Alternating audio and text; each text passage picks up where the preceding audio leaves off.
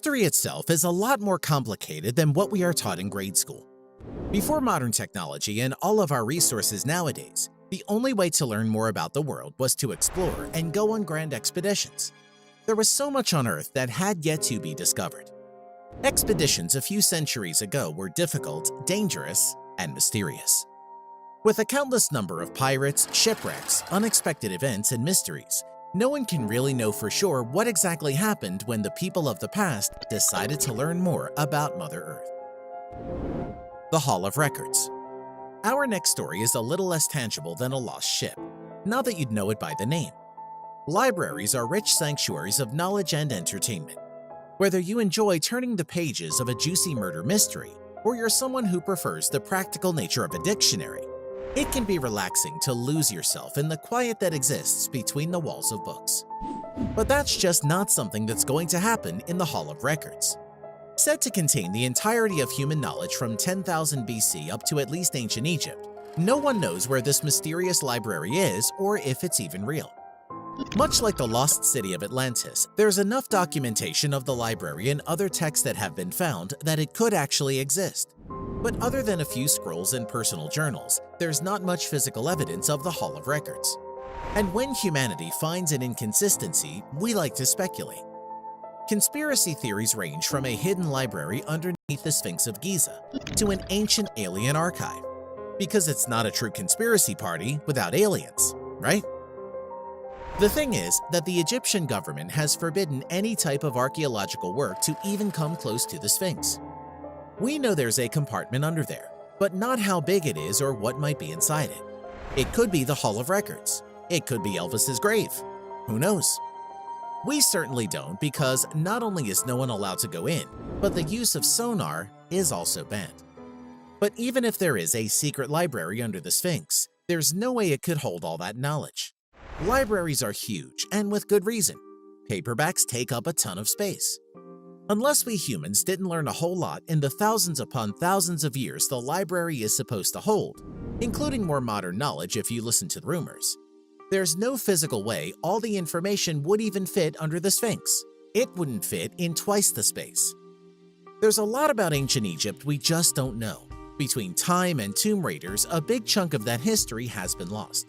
Still, some of what we have found suggests that in ancient times, Egypt was a thriving, technologically advanced society with heavy extraterrestrial influence. So, could the archive be under the Sphinx? Or is it just some myth people got hooked on? Tell us what you think in the comments below. Expedition reveals the mysteries at the bottom of the Gulf of Mexico. But first, this story takes us back to the ocean. But this time, the cold doesn't come from ice, it comes from death. Only a mere 5% of the ocean floor has ever been explored, at least by humans anyway.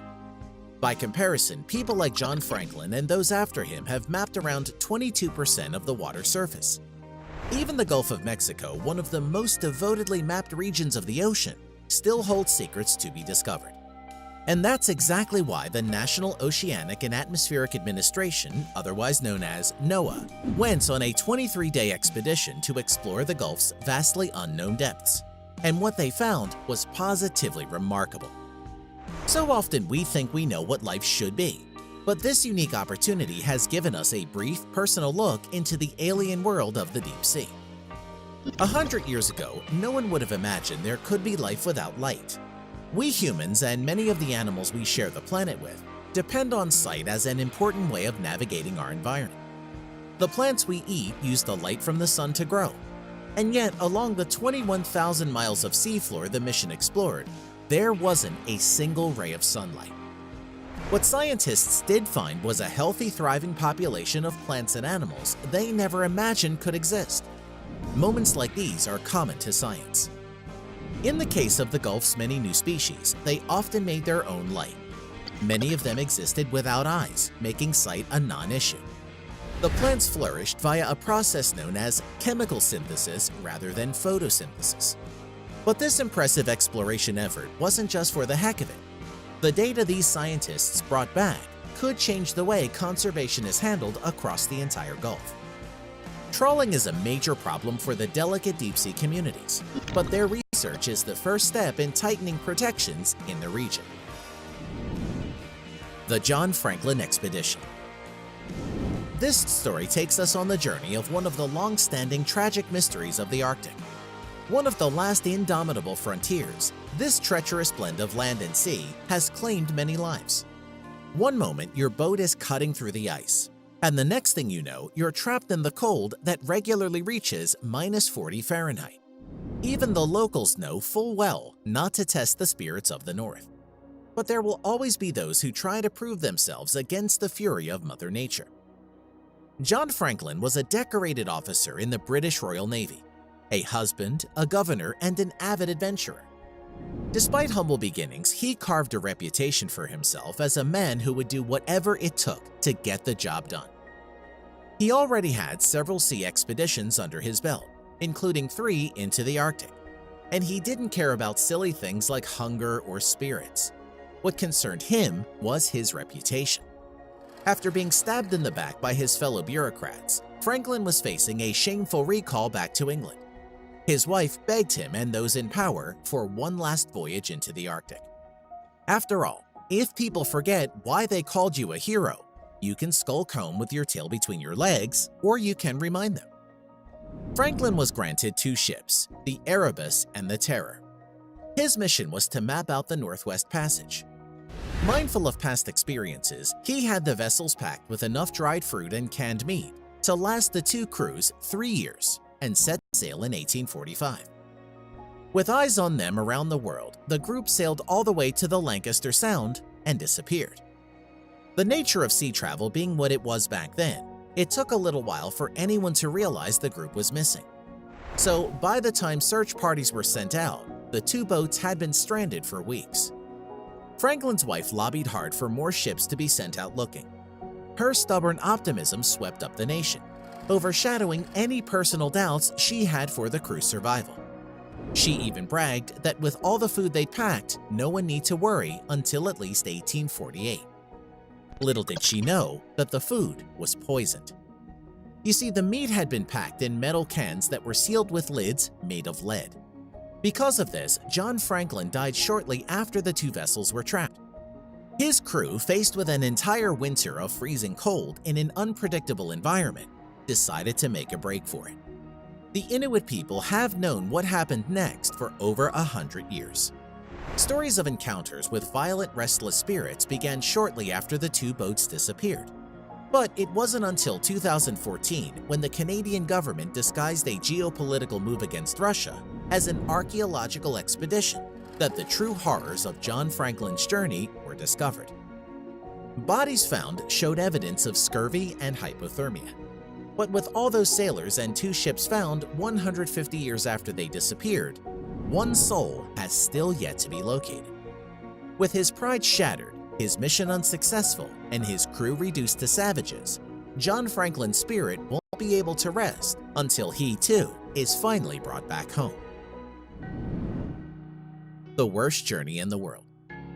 If studying the ecosystem of the forest floor and making maps of the frozen Arctic seas isn't exciting enough, we present to you the worst journey in the world.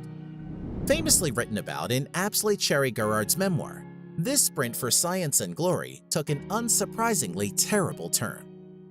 Once again, a political push into the frozen tundra. This journey to the Antarctic, where temperatures regularly hit -40 Celsius, was both a race to the South Pole and a push to further society's understanding of the link between birds and dinosaurs. Taking into consideration the reverse seasons of Antarctica, where the English summer was winter and vice versa, the men made their preparations and set sail relatively early in order to build their base camp and secure access to food. Determined to do things right, the crew fought snow and ice, chiseling their way towards the last known location of a colony of emperor penguins. You might find yourself wondering just what, if any importance, such a slow, dumb-looking bird could have possibly held to modern science. But back in 1910, zoologists looked at their stiff upright bodies and flightless wings and came to the conclusion that penguins, emperor penguins in particular, were the most closely related avians to dinosaurs. At the time, they called them the missing link between reptiles and birds. Of course, now we know that their clumsiness on land is the sacrifice that penguins made in order to perfect their mastery of the water. Their evolution isn't primitive, but rather a finely tuned adaptation to one of the most extreme environments on the planet. Actually, the closest living relative to the T-Rex is your everyday backyard chicken. But they thought if they could just snatch an egg at the perfect moment in its development, they'd be able to prove their theory and unlock the secrets of evolution itself. They were expecting a little dinosaur inside a frozen egg, but all they got was misery. Between blizzards and cold so strong even matches refused to light, it's a wonder that Cherry Garrard was able to make it back to England at all. But the eggs he carried held no genetic secrets, only lifeless chicks. And despite several attempts at rescue, the men still left behind never made it out of the ice alive. Garrard maintained that not only was his escape far from cowardice, but that the sacrifice of his friends was nothing short of heroism. They spent their entire winter in the Antarctic, occupying their time with reading and observing weather telemetry. We hope you enjoyed this video. Let us know which one of these stories really impressed you the most. Do you know about another cool life-changing story? If you liked the video, don't forget to subscribe and turn on notifications so you'll be the first to know when we post a new video. Thanks for watching, and we'll see you next time.